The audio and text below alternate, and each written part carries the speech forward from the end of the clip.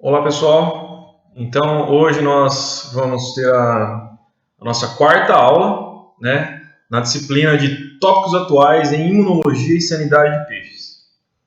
Então, começando com a nossa boa e velha revisão, o que nós vimos até agora?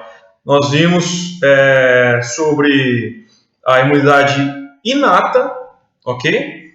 E a imunidade adquirida ou adaptativa. Né? Nós estudamos os componentes celulares e humorais de cada uma, né? E também nós vimos como que a resposta inata ela é mais importante em peixes, né? E também ela é mais rápida, né? Ela está ativa o tempo todo, enquanto que a resposta adquirida ela é considerada menos importante em peixes e ela ainda demora mais para ser montada e consome mais energia. Nós vimos também sobre as citocinas. Nós estudamos e nós vimos que as citocinas podem apresentar efeitos pleiotrópicos, onde uma citocina pode desempenhar várias funções, pode resultar em vários efeitos. Nós vimos a redundância, em que várias citocinas podem apresentar o mesmo efeito. Nós vimos a sinergia, em que o efeito das interleucinas são praticamente somados, ou seja, elas aumentam o potencial de efeito umas às outras. E também o antagonismo, em que o efeito de uma interleucina diminui o efeito da outra. Né? Por exemplo, a interleucina 10 apresentando um efeito anti-inflamatório. E nós vimos como algumas interleucinas dos peixes, os efeitos que algumas interleucinas dos peixes, que algumas citocinas, elas apresentam, ok? E os 4 grupos principais de citocinas que nós estudamos foram os TNFs, né, que é considerada a principal citocina que monta a resposta inflamatória. Algumas interleucinas também, como algumas subfamílias, né, como a subfamília da IL-1, né, que são estritamente pró-inflamatórias. A subfamília da IL-2, que é pró-inflamatória, só que atua mais em linfócitos, né? Principalmente linfócitos T, aumentando a memória e também gerando linfócitos de memória, aumentando a inflamação e gerando linfócitos de memória. Interleucina 10, que tem um efeito anti-inflamatório. Interleucina 12, que é importante para a apresentação de antígeno. E interleucina 17, que é importante em mucosas.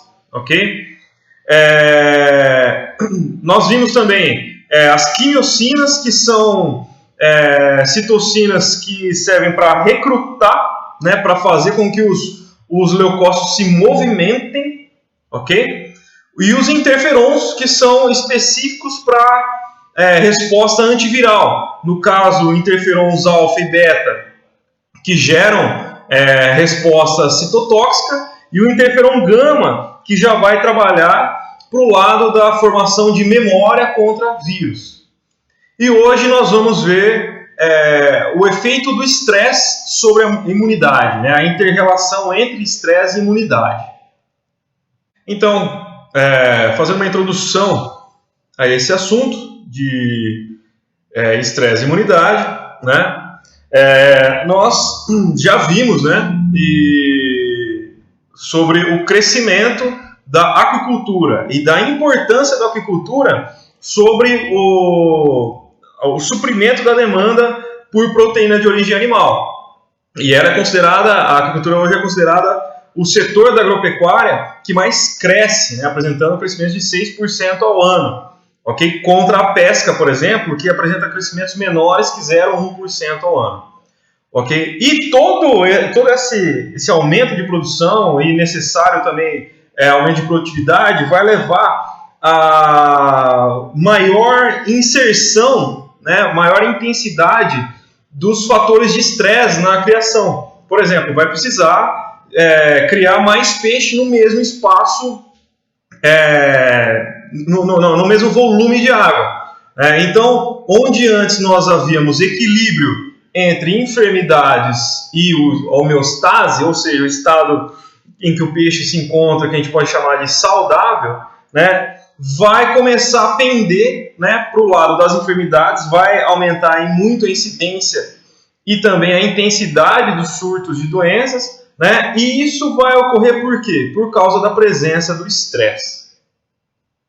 E aí a gente vai na piscicultura e vai encontrar esse tipo de situação, né? Peixes mortos, muito resto de ração, peixes moribundos, né, nadando erraticamente, peixes numa água em que a concentração de oxigênio vai estar boa, né, só que vai ter, como ele vai estar imunossuprimido, vai ter uma proliferação de patógenos, aqui no caso de parasitos branquiais, né, em que ele não vai conseguir, que vai acarretar com que ele não consiga trocar oxigênio com a água. Ok? Então nós vamos encarar esse tipo de situação nas pisciculturas em caso de estresse. Primeiro a gente tem que definir o que é estresse. Então, inicialmente, como um resumão, né, nós podemos definir o estresse como uma resposta fisiológica frente a um estressor. Né? De acordo com o Schreck, em 2000, que é um estudioso do estresse em peixes, ele caracteriza o estresse, ele define o estresse como uma cascata de eventos fisiológicos que ocorrem quando o organismo tenta resistir à morte ou restabelecer o estado de homeostase frente a uma ameaça. Então, ao contrário do que a gente está acostumado a pensar, o estresse é a resposta do organismo, né? Enquanto que o estímulo estressor, né, o estímulo externo, ele é o estressor. Né? Então, todo mundo, de forma geral, a gente tende a pensar ao contrário. Né? O estresse é o estímulo externo, mas, na verdade, o estresse é a resposta montada pelo organismo para tentar resistir à morte ou voltar à homeostase. Ok? E a resposta ela tende a ser inespecífica, né? A gente vai ver por quê. Na verdade, o inespecífico no sentido de a resposta ser sempre montada quase da mesma forma, ok? Tem um eixo, o eixo que a gente chama de hipotálamo, hipófise interrenal, que vai gerar sempre respostas muito parecidas, né? Elas são qualitativamente similares, não tem diferença nos mecanismos entre um estressor e outro, entre duas situações estressantes, ok? O que vai variar? Vai variar a resposta vai variar quantitativamente, ok? E vai variar dependendo do tipo, da intensidade e duração do estímulo estressor. E essa resposta, ela tem que ser, ela é psicogênica, ou seja, o indivíduo, em algum momento, em algum nível, ele tem que estar ciente do agente estressor, né? Seja consciente no sentido de consciência mesmo, para ele começar a gerar a resposta ao estresse, ou no sentido, ou ainda no âmbito inconsciente, seja apenas pelo arco reflexo, né? Mas ele tem que o sistema nervoso dele tem que identificar esse estresse de alguma forma. Existem, por exemplo, situações em que o animal ele vai morrer e não vai ter o start, né? Não vai ter o início da resposta estressora. Como, por exemplo, você pegar um peixe e colocar ele direto no nitrogênio líquido. A morte dele vai ser instantânea, né? Não vai haver o início da resposta ao estresse, ok? O início da resposta fisiológica contra, né? Aqui a gente também tem outros exemplos, como o peixe devorado por predador, uma intoxicação aguda, principalmente por metal pesado, exposição brusca a ambiente de hipóxia, né? O peixe não vai nem iniciar uma resposta. Então, pessoal, nós podemos definir o estresse inicialmente de duas formas, né? O estresse agudo, onde ocorre o retorno rápido à homeostase, ok? E, por exemplo, manejo compulsal, fuga de um predador, né? Ou o crônico, onde a resposta ela é prolongada, ok? A resposta ao estressor é prolongada, o peixe tem dificuldade de voltar a situação de normalidade, como, por exemplo, densidade de estocagem alta, má qualidade de água, baixa posição na hierarquia social. São situações em que o peixe não consegue se livrar, a não ser que tenha interferência humana. Então, nós já podemos pensar em diferentes protocolos de profilaxia ao estresse. Okay? Nós também podemos definir o estresse, nós vamos separar entre eustresse e distresse. Sendo eustresse as alterações adaptativas em que o peixe ele sofre com o agente estressor, ele sofre o estímulo estressor, apresenta alterações fisiológicas e consegue voltar à condição de normalidade, ou à condição de homeostase. Okay? E também tem o distresse, que é o que a gente mais vai falar aqui, que é quando o peixe não consegue restabelecer as funções de normalidade do organismo, né? Quando ocorrem as funções adaptativas, mas também as maladaptativas, né? E aí o peixe sofre, fica doente ou morre por causa dos efeitos deletérios do estresse. Então, eu falei para vocês sobre os efeitos, né, a ativação do eixo hipotálamo-hipófise interrenal. Ok? Então eu fiz esse esqueminha aqui, né, e aqui a gente pode ver o quê? Em que o estímulo estressante, né, ou estressor, ele vai ativar de alguma forma o sistema nervoso central. Ok? Então, todos os nervos periféricos, tudo que é receptor, né, seja de pressão na linha lateral, visual, do auditivo, ou mesmo químico, vai despertar o sistema nervoso central. E o sistema nervoso central, ele vai mandar sinal para o hipotálamo, que é justamente o órgão que faz essa interface entre estímulos elétricos e estímulos químicos, ok? E o hipotálamo vai desencadear as respostas, ok? Ele pode, as respostas ao agente estressor, ele pode mandar sinal elétrico direto nas células cromafins, que vai fazer com que essas células produzam e secretem as catecolaminas, como a adrenalina e a noradrenalina, ou também pode atuar sobre a hipófise, ok? Que a hipófise ela vai liberar o hormônio, o hormônio que vai atuar sobre as células interrenais, ok? Que é o adrenocorticotrófico. Esses hormônios, as células interrenais, que são o equivalente a suprarrenal nos mamíferos, eles vão produzir corticosteroides, principalmente o cortisol em peixes, ok? Então, o cortisol ele é a principal medida, o principal bioindicador de estresse em peixes. E, a partir daí, com a produção dessas substâncias, né, que são os efeitos primários, né, vai ocorrer o desencadeamento dos efeitos secundários, ok? Que são de luta, fuga e adaptação, né? São diversos efeitos fisiológicos e comportamentais. E se o indivíduo não conseguir voltar à homeostase, vai acontecer o quê?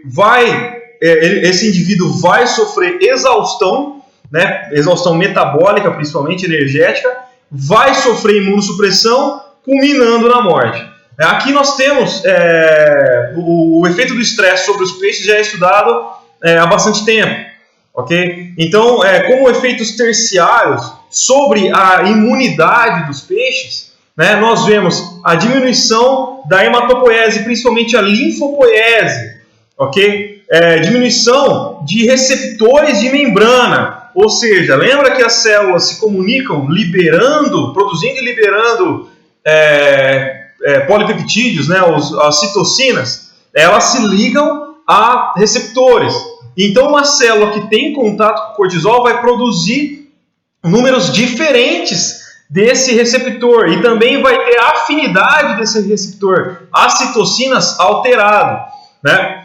Também tem diferença na diferenciação de populações de linfócitos T e B, né? E também diferença na produção de espécies reativas de nitrogênio, lisozima e também aumento da mortalidade. E só para exemplificar outros efeitos do cortisol, né, a gente falou de efeitos fisiológicos, metabólicos, né, vai haver o aumento da gliconeogênese, ou seja, substâncias que não eram para estar sendo utilizadas para geração de glicose vão começar a ser utilizadas, como por exemplo proteína, né, isso vai aumentar o turnover proteico, ou seja, a proteína que estava lá no músculo vai começar a ser destruída, né, justamente para gerar energia, ok? E vocês já percebem um baita efeito ruim sobre a produção, né, já que nós queremos produzir carne. Vai ter alteração do metabolismo de aminoácidos, maior produção de amônia, ou seja, um peixe estressado ele excreta mais amônia. E aí, um ambiente com mais amônia, ele estressa mais o peixe. Então aqui nós estamos vendo uma espécie de feedback positivo, né, em que o estresse potencializa o próprio estresse, né? Aumento da lipólise, né, a quebra de lipídios em ácidos graxos, né, em triglicerídeos e colesterol, né, e justamente para produzir mais energia. Alteração da osmorregulação, ou seja, o peixe vai principalmente perder íons. É por isso que muitas vezes quem trabalha com peixe já jogou sal na água, né? Por que o sal é importante? Um dos motivos da utilização do sal, a gente vai ver a utilização do sal na nossa aula de patógenos, né? De doenças especificamente. Mas um dos motivos da utilização do sal é a diminuição da perda de sódio, principalmente, ok? Para não haver uma desregulagem da osmorregulação tão drástica, ok? A gente também vê o cortisol como aumento do comportamento, gerando aumento do comportamento permissível pela fêmea durante a reprodução, durante a ovoposição, né? E também ela atenua a resposta das HSPs, né? Que são as proteínas de choque térmico, que são proteínas que são produzidas em resposta principalmente, né, ao estresse e variam de acordo, o nome delas varia de acordo com o tamanho dela, né, com o peso molecular, na verdade. Né? Por exemplo, o HSP 70 é 70 kDa, o HSP 60 60 kDa, que também é um bioindicador de estresse. E quais são os fatores estressantes, né? Nós podemos ver que a densidade, que é um dos grandes fatores de estresse, né, ela não altera simplesmente o crescimento. Aqui a gente pode ver, né, esse experimento feito com o linguado da Califórnia. Os pesquisadores, esse Merino e colaboradores, eles fizeram o quê? Eles pegaram uma densidade chamada de 100%. E aí dobraram a densidade e o terceiro tratamento foi 3 vezes essa densidade. Ok? E aqui eles encontraram, né, dados sólidos sobre a diminuição do ganho de peso, né, a diminuição do peso do peixe no final do experimento. Ok? Só que não é só nisso que a densidade influencia. A densidade, aqui o Yaramadi e colaboradores encontraram o quê? Trabalhando com truta arco-íris e usando como tratamento 10, 40 e 80 quilos por metro cúbico por 30 dias, eles encontraram um aumento de cortisol. Esse experimento, na verdade, é muito bonito, né? São os dados do sonho, né? Do mestrando, do doutorando, né? Porque deu praticamente uma curva dose e resposta. Aqui nós podemos ver que depois de 30 dias, né, o nível de cortisol do tratamento, do segundo tratamento, né, que era o de 40 quilos por metro cúbico, né, foi maior do que o controle. E o de 80 quilos por metro cúbico, né, foi não só maior do que o controle, como também o maior do que o de 40.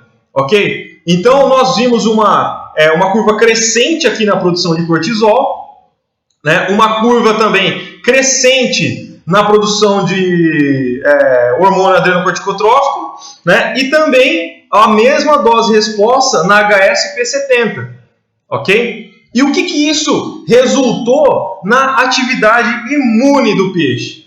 Olha só, o legal da gente conversar agora é que, como já foi apresentado as respostas imunológicas para vocês, né, e também foram apresentadas as substâncias que dão origem a essas respostas, né, nós podemos falar agora em mais termos técnicos, né, em dados mais sólidos de experimentos, ok? Então as aulas, na minha opinião, vão ficar cada vez mais interessantes agora.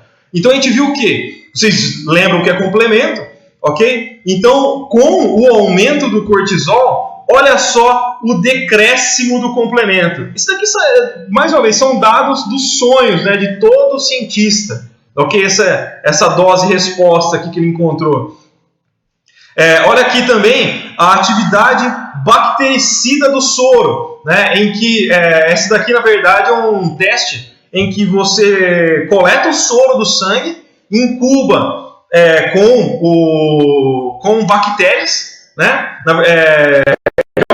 Esse soro é inativado a 45 ou 50 graus, 55 graus por alguns minutos, para ter inativação justamente do complemento, né? Porque senão você vai ver o complemento agindo sobre o soro. E aí você põe essas bactérias incubadas com soro, né, para crescer em placa de Petri. E aí você vê o crescimento bacteriano, né? Olha só que legal. Quanto maior o cortisol, menor foi a atividade bactericida do soro, ou seja, maior foi o crescimento bacteriano.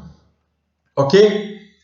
Aqui ainda, a aglutinação, né, de anticorpos. Aqui também a gente encontra uma dose-resposta muito bonita aqui. Quanto maior o cortisol, menor a aglutinação por anticorpos. E os pesquisadores também dosaram a produção de IgM, né? Então aqui a gente vê que houve menor produção de IgM só na maior densidade de estocagem. Só que olha só a eficiência desse IgM, né? Então o IgM ele foi produzido, só que ele não conseguiu agir de forma eficiente. Lembra que eu falei para vocês que o cortisol ele influencia na eficiência dos receptores, né? E o anticorpo nada mais é do que um receptor, porque ele vai se ligar a alguma proteína, ok?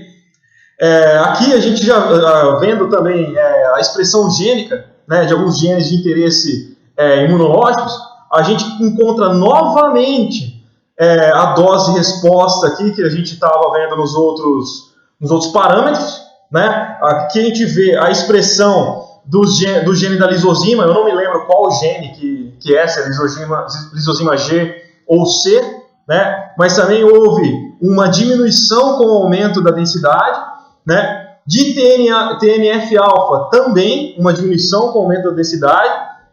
De interleucina 1-beta, mais uma vez, diminuição, ok? E também da interleucina 8, que a interleucina 1-beta, vocês lembram que ela é estritamente pró-inflamatória, ela serve para aumentar o processo inflamatório, e a interleucina 8 é uma quimiocina, que serve para atrair principalmente fagócitos para a região da inflamação, para o sítio inflamatório. Ok? Outros fatores estressantes, né? O ambiente ele manda muito, a gente já viu, por exemplo, a densidade, né? Só que a qualidade de água ela também vai influenciar muito na produção de cortisol, na resposta imune dos peixes, né? E essa qualidade de água a gente vai medir quais parâmetros, né? Amônia, ele influencia bastante, né? Oxigênio, pH, turbidez, condutividade. A gente pode partir também para a salinidade, ok? Sólidos totais dissolvidos. E aqui um experimento muito legal também é que nesse baiacu, esse taquifugo obscurus, os pesquisadores eles encontraram que a amônia ela elevou o grau, né, a porcentagem de célula apoptótica no rim cranial dos peixes, ok? E aqui também foi visto que o aumento da amônia, aqui estão os tratamentos, né? O aumento da amônia na água elevou também a produção de espécies reativas de oxigênio, né, que é o burst respiratório, em que geralmente ele é utilizado para avaliar a atividade imune dos peixes, né? Lembrando que os fagócitos, né, eles produzem espécies reativas de oxigênio para degradar as partículas fagocitadas, ou os patógenos, ok? Só que a produção de espécies reativas de oxigênio ela também é importante para a apoptose, né, para gerar morte celular. Então a amônia elevou o grau de apoptose e elevou aqui o grau de burst respiratório, né? E aqui no ensaio cometa, que a gente chama, em que é uma espécie de eletroforese, em que você vê o grau de degradação do DNA celular sem sem a utilização de nenhuma enzima, né? Aqui a gente pode ver que o tratamento A, né, conseguiu, que é o controle, conseguiu manter os núcleos, né, íntegros, né? Aqui a gente pode ver o DNA íntegro, né? Já partindo para B, C e D, nós podemos ver a degradação muito maior, né? Vocês conseguem perceber o halo em volta do centro da fluorescência, né? Quanto maior esse halo, né, maior a degradação, ou seja, em menores pedaços o DNA vai se encontrar e ele vai conseguir migrar para a parte mais externa, né, de onde foi inicialmente colocado no gel. Ok? Então aqui a gente pode ver, né, através do cálculo da cauda de Olive, né, que quanto maior o grau de amônia, a maior presença de amônia na água, maior a degradação de DNA, né? E isso levou também a um aumento, né, da expressão de alguns genes, né? Aqui no caso, a gente está vendo os animais antes de entrar na exaustão rumo à doença ou morte.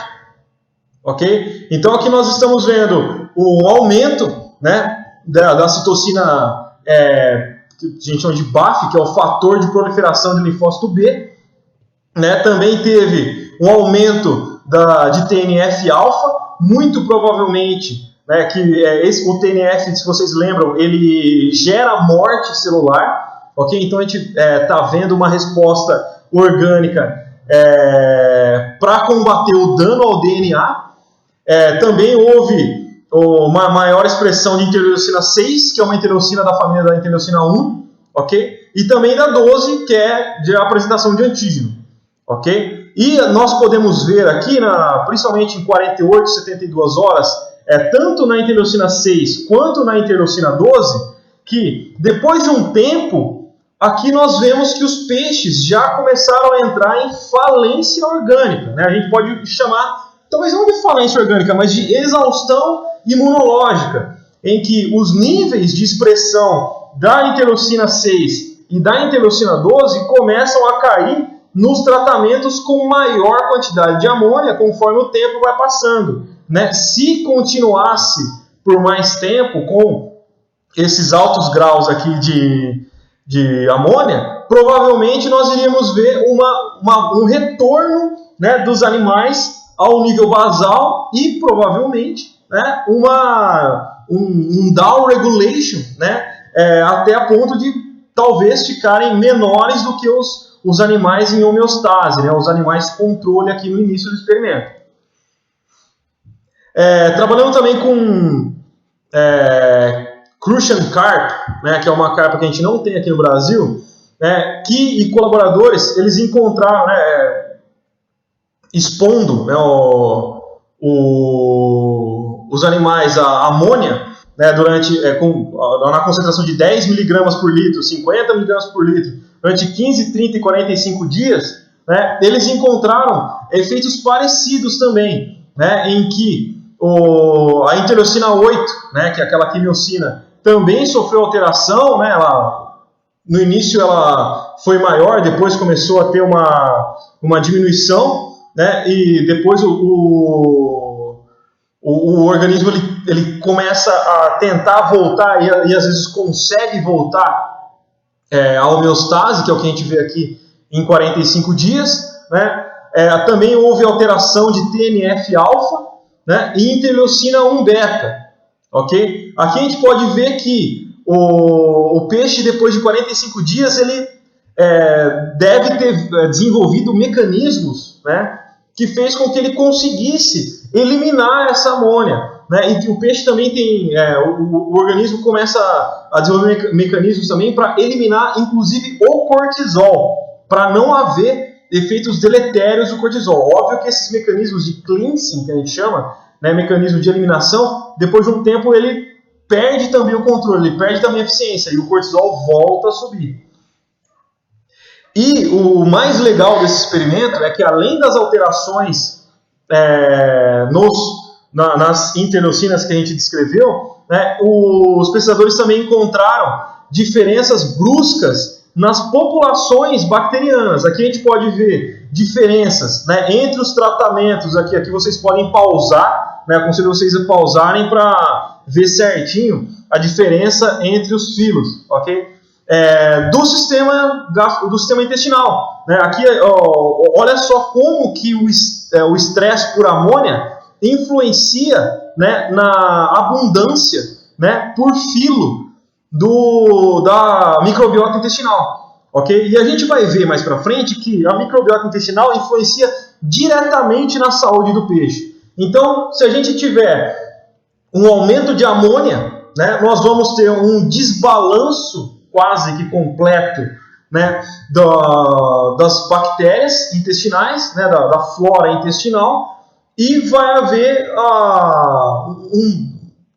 uma desregulação do sistema imune, ok? Aqui também, para vocês verem a diferença, né, por gênero, né, apenas para ilustrar melhor, né, os pesquisadores eles separaram tanto por filo quanto por gênero e encontraram diferenças praticamente absurdas, ok?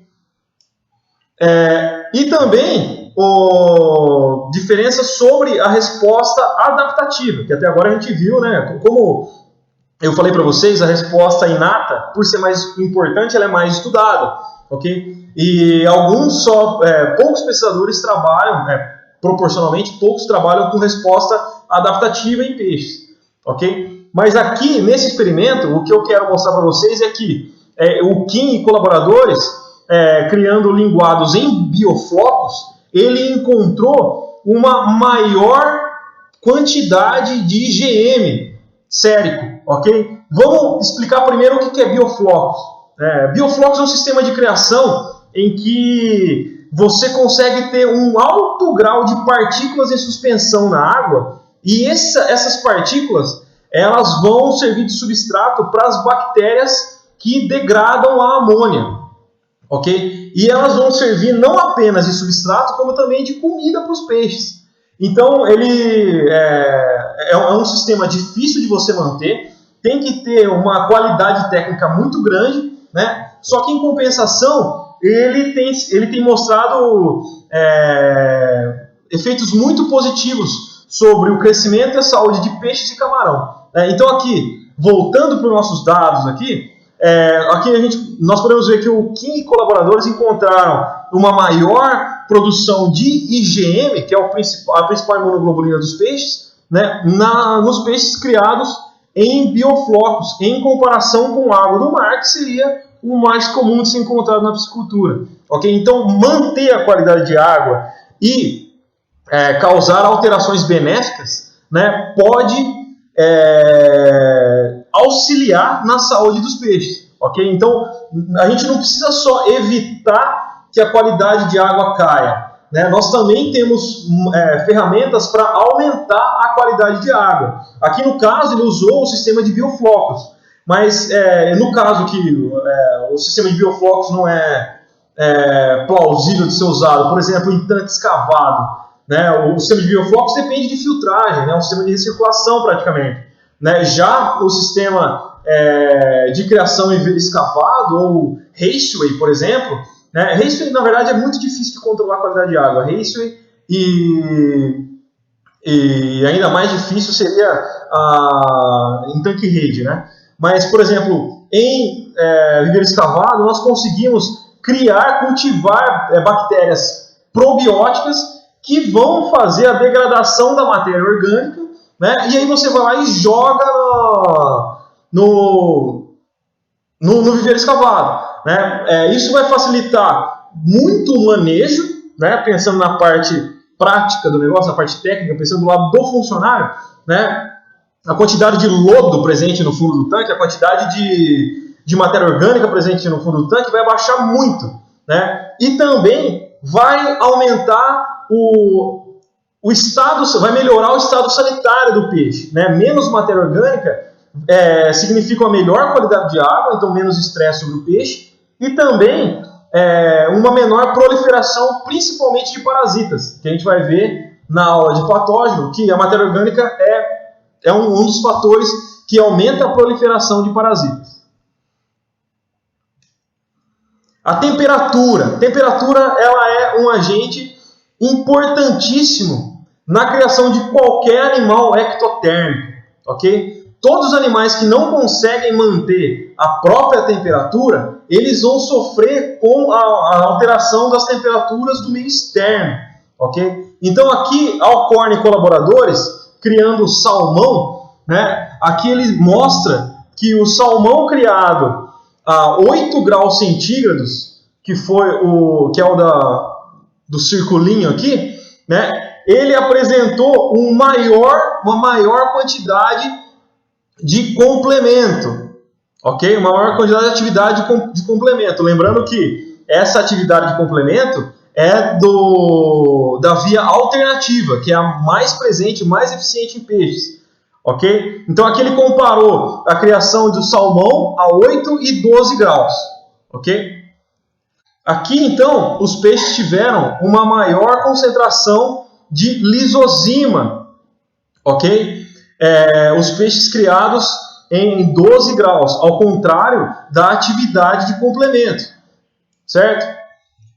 Aqui também a gente pode encontrar uma diferença na fagocitose, aqui no caso na capacidade fagocítica, que é a porcentagem de fagócitos fagocitando, né? Os peixes criados a 8 graus centígrados apresentaram uma maior capacidade fagocítica do que os peixes criados a 12 graus centígrados. E depois houve ele não explica direito, mas houve uma similaridade entre os tratamentos. Então, pessoal, essa foi a nossa quarta aula, ok? E nós falamos sobre o efeito do estresse sobre a imunidade dos peixes. Eu queria pedir desculpa porque eu cocei muito meu nariz durante os vídeos, né? Porque eu tô com alergia, né? A minha alergia está bem atacada. E para finalizar, né, como eu gosto de fazer no final das nossas aulas,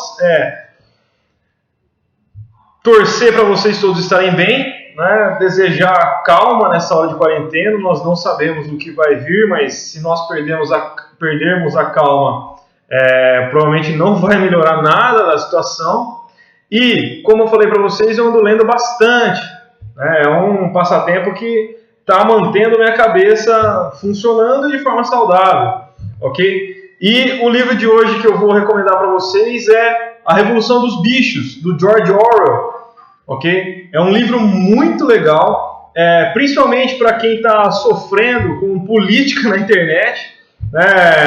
Eu não vou falar qual lado eu escolho, nada, mas é um livro que faz a gente pensar e refletir, né, sobre como que os extremos do pensamento político podem acabar se tornando, pode resultar nos mesmos efeitos, né, e como não vale a pena brigar e vale sempre a pena lutar para manter a nossa unidade, né, com os amigos, com a família, né, ainda mais num momento de estresse como esse. Então eu desejo a todos calma, muita saúde, né? E vamos estudar. A tarefinha eu vou mandar para vocês por e-mail, ok? Então, até mais, tudo de bom.